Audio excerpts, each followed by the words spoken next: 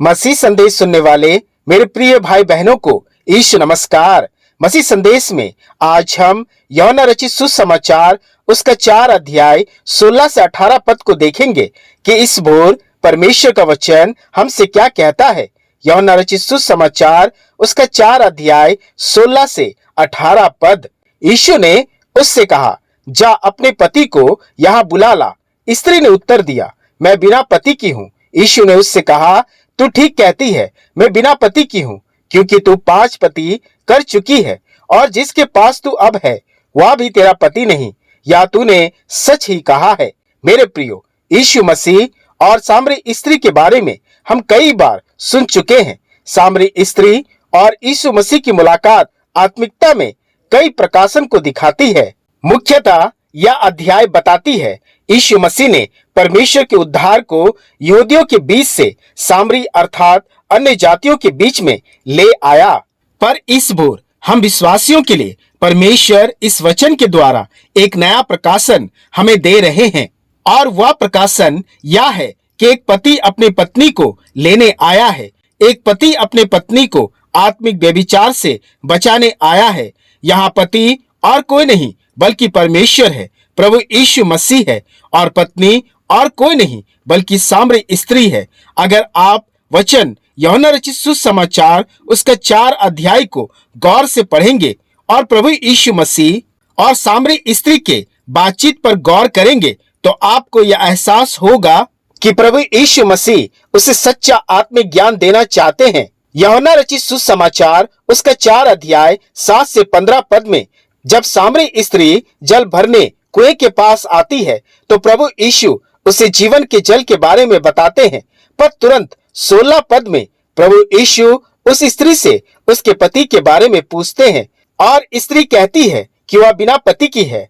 और जब प्रभु यीशु कहते हैं कि तू 5 पति कर चुकी है और अब भी जिसके साथ है वह भी तेरा पति नहीं, उसके तुरंत बाद 19 और 20 पद में स्त्री आराधना की बात करती है और 22 पद में यीशु मसीह कहते हैं, तुम जिसे जानती नहीं उसकी आराधना करती हो, अर्थात तुम जिसकी हो ही नहीं उसके साथ जीवन बिता रही हो।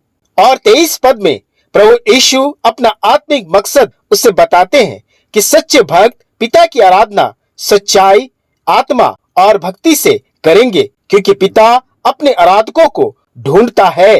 पति अपने पत्नी को ढूंढता है, जैसे मैं तुझे ढूंढने और बचाने आया हूँ। क्योंकि सामरी स्त्री के 5 पति हुए, परंतु परमेश्वर उसका आत्मिक पति अब तक ना हुआ था। यहाँ शारीरिक पति की नहीं बल्कि आत्मिक पति के बारे में वचन हमें प्रकाशन देती है। इसलिए प्रभु यीशु मसीह सामरी स्त्री से मिलने आते हैं। मेरे प्रियो, यूहन्ना रचित सुसमाचार उसका 4 अध्याय 10 पद में यीशु कहते हैं, यदि तू परमेश्वर के वरदान को जानती कि वह कौन है जो तुमसे कहता है मुझे पानी पिला, तो तू उससे मांगती और वह तुझे जीवन का जल देता। मेरे प्रियो, वचन स्पष्ट करता है कि सामरी स्त्री अपने परमेश्वर प्रभु यीशु को नहीं जानती थी। अब तक वह अपने प्रभु को नहीं पहचानती थी, क्योंकि वह अपने सच्चे और आत्मिक पति से दूर थी और आत्मिक व्यभिचार का दाग उसके दामन में था। इसलिए परमेश्वर उसे बताना चाहा कि मैं ही तुम्हारा सच्चा पति हूँ। तेरा जीवन का जल, वरदान, आशीष, उद्धार और सुरक्षा है। मेरे प्रियो, यह स्त्री और कोई नहीं बल्कि हमें दर्शाता है, आपको दर्शाता है। दूसरा कुरिन्थियों की पत्री उसका 11 अध्याय 2 से 3 पद में पौलुस कहते हैं, क्योंकि मैं तुम्हारे विषय में ईश्वरीय धुन लगाए रहता हूँ, इसलिए कि मैंने एक ही पुरुष से तुम्हारी बात लगाई है कि तुम्हें पवित्र कुंवारी के समान मसीह को सौंप दूं। परंतु मैं डरता हूँ कि जैसे सांप ने अपनी चतुराई से हवा को बहकाया, वैसे ही तुम्हारे मन उस सिधाई और पवित्रता से जो मसीह के साथ होनी चाहिए कहीं भ्रष्ट ना किए जाए। मेरे प्रियो, पौलुस साफ साफ कहते हैं कि उसने हमारे विवाह की बात लगाई है। हम एक पवित्र कुमारी के समान मसीह के हाथ में सौंपे गए हैं, अर्थात मसीह हमारा आत्मिक पति है। पर पौलुस कहते हैं कि उन्हें डर लगता है कि जैसे शैतान पत्नी हवा को बहका दिया, अपने पति से दूर कर दिया, वैसे ही हमारा मन उसकी सिधाई और पवित्रता से जो आत्मिक पति मसीह के साथ होनी चाहिए कहीं भ्रष्ट न कर दे। जैसे सामरी स्त्री और आज हम अज्ञानता में भ्रष्ट और व्यभिचारी होते जा रहे हैं, कहीं आज हम भी आत्मिक व्यभिचार के शेरनी में तो नहीं है। परमेश्वर के राज्य को छोड़ कहीं और हम अपना संबंध तो नहीं बना रहे हैं। आज का वचन हमें स्मरण दिलाती है कि कहीं सामरी स्त्री के समान हम भी अपने पति परमेश्वर को भूल तो नहीं गए हैं, या हम अब भी सामरी स्त्री के समान अपने पति परमेश्वर को जानते ही नहीं। जैसे सामरी स्त्री के जीवन में 5 पतियों का साथ था, कहीं हम भी संसार की लुभावने और अभिलाषाओं के साथ संबंध बनाकर भ्रष्ट तो नहीं होते जा रहे हैं। ऐसे कई संसारिक संबंध है जिसके कारण पति परमेश्वर मसीह से हमारा संबंध टूटता जाता है। शैतान जो संसार का सरदार है के साथ संबंध हमारे व्यभिचार को दिखाता है। इफिसियों की पत्री उसका 2 अध्याय 2 से 3 पद कहता है, जिनमें तुम पहले इस संसार की रीति पर और आकाश के अधिकार के हाकिम अर्थात उस आत्मा के अनुसार चलते थे जो अब भी आज्ञा न मानने वालों में कार्य करता है। इनमें हम भी सब के सब पहले अपने शरीर की लालसाओं में दिन बिताते थे और शरीर और मन की इच्छाएं पूरी करते थे। मेरे प्रियो, वचन साफ साफ कहता है, जो संसार की रीति पर चलता है, उस दुष्ट की आत्मा के अनुसार चलता है, जो आज्ञा न मानने वालों में कार्य करता है, वह शैतान से संबंध रखता है और अपने पति परमेश्वर को छोड़ चुका है, क्योंकि उनका पति अब शैतान है। पहला यूहन्ना उसका 2 अध्याय 15 पद कहता है, जो संसार से प्रेम रखता है वह परमेश्वर से प्रेम नहीं रखता है। रोमियो की पत्री उसका 8 अध्याय 7 से 8 पद कहती है, शरीर में मन लगाना तो परमेश्वर से बैर रखना है। हम शरीर की लालसाओं में दिन बिताते हैं, शरीर और मन की इच्छाएं पूरी करते हैं, क्योंकि कई हैं जो अपने ही शरीर मन को अपना पति मान लिया है, संसार को अपना पति मान लिया है। इसलिए याकूब की पत्री उसका 4 अध्याय 4 पद कहता है, हे व्यभिचारियों, क्या तुम नहीं जानती कि संसार से मित्रता करनी परमेश्वर से बैर रखना है। परमेश्वर की आराधना सच्चाई और आत्मा में ना करके हम व्यभिचारी समाज हो गए हैं, जो अपने निज पति को भूल गए हैं। जैसे यजेकियल नबी कहते हैं, यजेकियल की पुस्तक उसका 16 अध्याय 32 पद, तू व्यभिचारी पत्नी है, तू मुझे छोड़ दूसरों को पति मान बैठी है। वैसे ही यिर्मयाह की पुस्तक उसका 3 अध्याय 20 पद कहती है, इनमें तो संदेह नहीं कि जैसे विश्वासघाती स्त्री अपने प्रिय से मन फेर लेती है, वैसे ही इजराइल के घराने तू मुझसे फिर गया है, यहोवा की यही बानी है।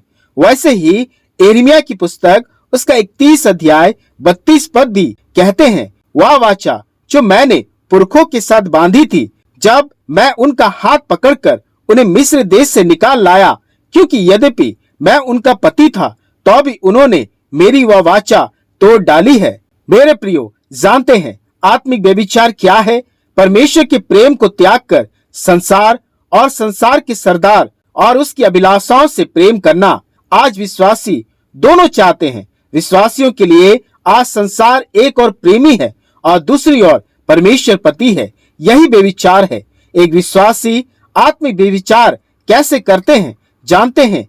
एक पांव संसार पर रखकर चलते हैं और दूसरा पांव परमेश्वर के राज्य पर रखकर चलते हैं।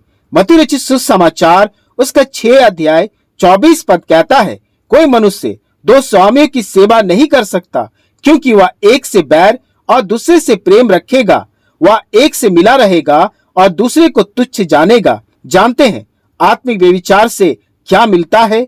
आज का वचन बताती है, सामरी स्त्री के जीवन को देखिए।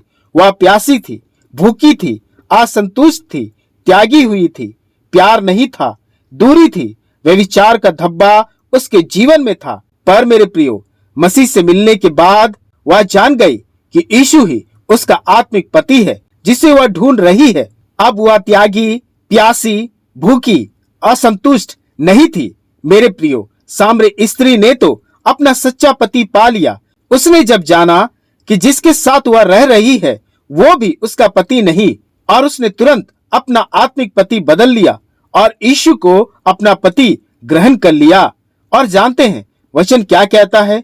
होशे नबी की पुस्तक उसका 2 अध्याय 16 पद, यहोवा की यह वाणी है कि उस समय तू मुझे ईसी कहेगी और फिर बाली ना कहेगी। मेरे प्रियो, वचन में ईसी का अर्थ पति और बाली का अर्थ है स्वामी।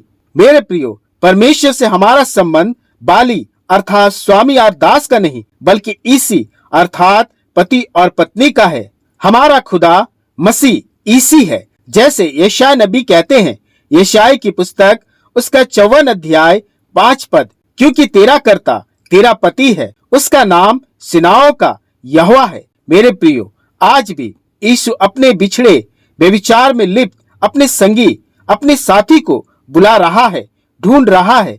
एक पति अपने पत्नी को लेने आया है। मसीह अपने बिछड़ों को बुलाने आए हैं, क्योंकि उसकी यह वाचा है जो होशे नबी की पुस्तक उसका 2 अध्याय 19 से 20 पद बताती है, मैं सदा के लिए तुझे अपनी स्त्री करने की प्रतिज्ञा करूंगा और यह प्रतिज्ञा धर्म और न्याय और करुणा और दया के साथ करूंगा और यह सच्चाई के साथ की जाएगी और तू यहोवा को जान लेगी। मेरे प्रियो, क्या मसीह के साथ आपका आत्मिक विवाह हुआ है?